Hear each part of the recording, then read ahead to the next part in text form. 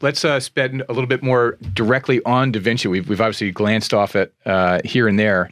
You mentioned something about right brain earlier, and one of the things I took away from both the Isaacson book years ago and your documentary is he's firing on both the left side and the right side in a way that almost no one in history has been able to do. I don't know who else would come close to him. I mean, when the King of France imports him as his last patron, he thinks he's getting Aristotle to his supposed Alexander.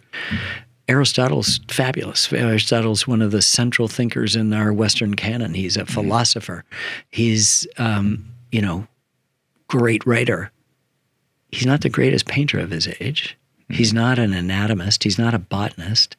He doesn't know everything about water dynamics or formation of rocks or clouds or shadow or anatomy. I mean, Leonardo is all of those things plus a philosopher and a writer. And so you're thinking, what alien is this? And the right brain, left brain analogy is really apt. He's got that curiosity allows him to develop both sides, or maybe to make a union between them. And to make a union, there's no division, and that's what we constantly do. Is we silo things. We've got our channels of what we like and things like that, and we kind of adhere to them. And he's broken down all the barriers. Did you ever read a book called Art and Physics? No, but I know about it. I've heard about it, yes. It's fantastic. The premise, which you probably know, is that art often has anticipated science along the way. So that prior to Einstein's theory of relativity, there were early Cubist painters who were toying with ideas of time and space continuums in their painting.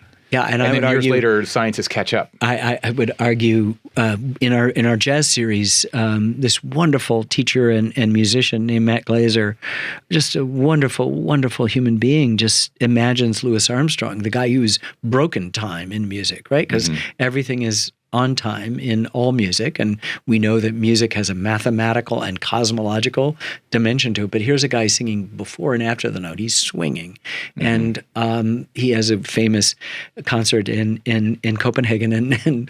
And my friend was musing. He says, maybe all these guys who are working on quantum mechanics look at him and go, I get it. And in retrospect, Einstein is supposed to have said that that science is there to prove the existence of God, right? And that this is all what it's plowing for. And it seems so antithetical to what the empiricism of science suggests. But if we look at it, that's what art is doing. That's what all of these things are doing. It's 1 and 1 is equaling 3. Like, you can't build a bridge or launch a rocket ship if it's not 2.